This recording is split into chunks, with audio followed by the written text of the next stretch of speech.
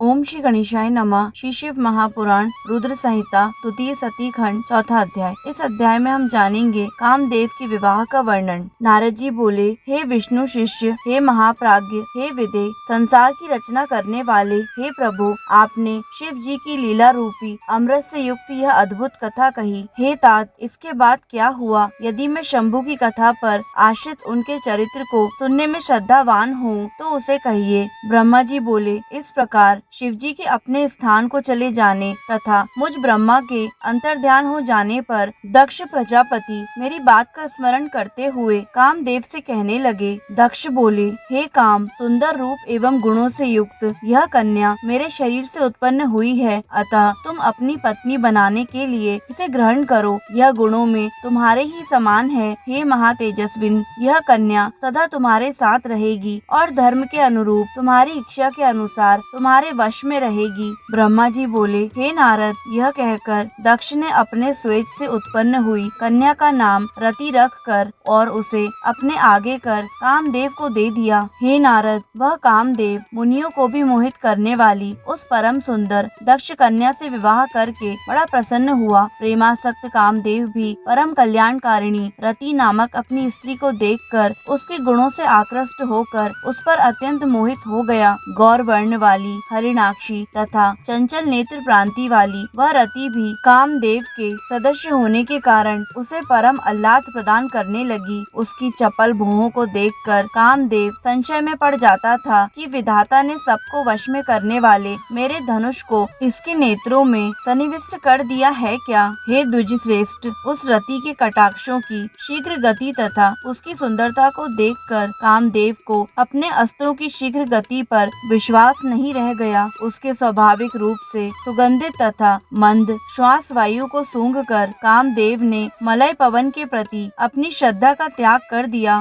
सुंदर लक्षणों से युक्त तथा पूर्णिमा के चंद्रमा के समान उसके मुख मंडल को देखकर कामदेव उसके मुख और चंद्रमा का भेद करने में असमर्थ हो गया। स्वर्ण कमल की कली के समान उसका वक्ष स्थल भ्रमर से वेष्टित कमल की भांति सुशोभित हो रहा था। उसका कठोर, स्थूल एवं उन्नत वक्ष स्थल का मध्य भाग नाभि पर्यंत लटकने वाली लंबी, पतली तथा चंद्रमा के समान स्वच्छ माला धारण किए हुए था। वह कामदेव भ्रमर की पंक्तियों से घिरा अपने पुष्प धनुष की प्रत्यांचा को भी भूल गया और उसे देखना छोड़कर बार बार उसी रति की ओर एकटक देखने लगा। चारों ओर त्वचा से परिवेष्टित उसकी नाभि का रंध्र अत्यंत गंभीर था। उसके मुख कमल पर दोनों नेत्र लाल कमल के समान प्रतीत हो रहे थे। उस कामदेव ने कृश कटी प्रदेश वाले शरीर से सुशोभित स्वभावतः स्वर्ण की आभा वाली उस रमणी को स्वर्ण वेदी के समान देखा। कदली स्तंभ के सदस्य विस्तृत, स्नग्ध, कोमल तथा मनोहर उसकी जंघाओं को कामदेव ने अपनी शक्ति के समान देखा।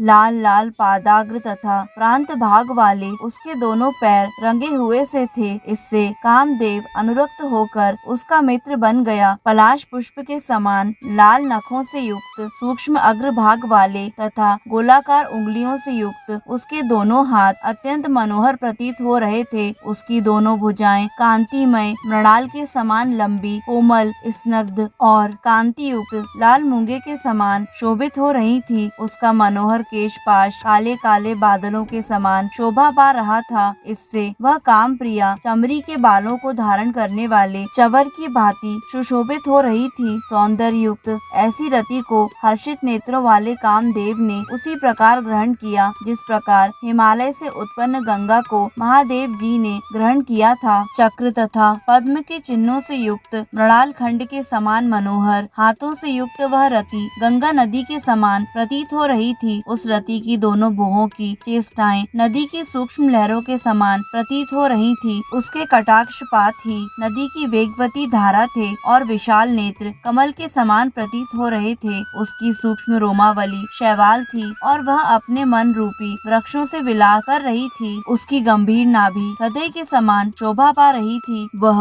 कृश गात्रा रति अपने सर्वांग की रमणीयता तथा लावण्यमयी शोभा से 12 आभूषणों से युक्त तथा 16 श्रृंगारों से शोभायमान होकर संपूर्ण लोकों को मोहने वाली और अपनी कांति से 10 दिशाओं को प्रज्वलित करती हुई महालक्ष्मी जैसी प्रतीत हो रही थी। इस प्रकार परम सुंदरी रति को देखकर कामदेव ने इसे बड़ी प्रसन्नता से ग्रहण किया, जिस प्रकार की स्वयं राग से उपस्थित हुई महालक्ष्मी को भगवान नारायण ने ग्रहण किया था। उस समय कामदेव ने आनंद होने के कारण विमोहित होकर ब्रह्मा जी के द्वारा दिए गए दारुण शाप को भूलकर दक्ष से कुछ नहीं कहा। हे तात, उस समय सबके सुख को बढ़ाने वाला महान उत्सव था। दक्ष प्रजापति अत्यंत ही प्रसन्न हुए और कन्या रति भी परम प्रसन्न हो गई। अत्यधिक सुख पाकर काम का समस्त दुख विनष्ट हो गया और इधर दक्ष तनया रति भी काम को पति रूप में प्राप्त कर परम हर्षित हुई। रति से मोहित हुआ गदगद कंठ वाला वह मधुर भाषी काम सायंकाल में मनोहर बिजली से युक्त मेघ के समान दक्ष कन्या रति के साथ शोभा पाने लगा। इस प्रकार रतिपति काम ने अत्यंत मोहित होकर उस रति को इस प्रकार अपने हृदय में ग्रहण किया, जिस प्रकार योगी ब्रह्म विद्या को ग्रहण करता है, और वह रति भी श्रेष्ठ काम को प्राप्त कर इस प्रकार प्रसन्न हुई, जिस प्रकार पूर्ण चंद्र के समान मुख वाली महालक्ष्मी विष्णु को पति रूप में प्राप्त कर प्रसन्न हुई थी। इस प्रकार श्री शिव महापुराण के अंतर्गत द्वितीय रुद्र संहिता के द्वितीय सती खंड में काम विवाह वर्णन नामक चौथा अध्याय पूर्ण हुआ। दोस्तों, कमेंट में श्री शिवाय नमस्तुभ्यम, ओम नमः शिवाय और हर हर महादेव अवश्य लिखें और आगे आने वाले सभी अध्यायों को निरंतर सुनने के लिए हमारे यूट्यूब चैनल आध्यात्मिक कथाएं को लाइक करें, सब्सक्राइब करें और बेल आइकन पर प्रेस करें, ताकि आगे आने वाली सभी वीडियो की जानकारी आपको निरंतर मिलती रहे। धन्यवाद।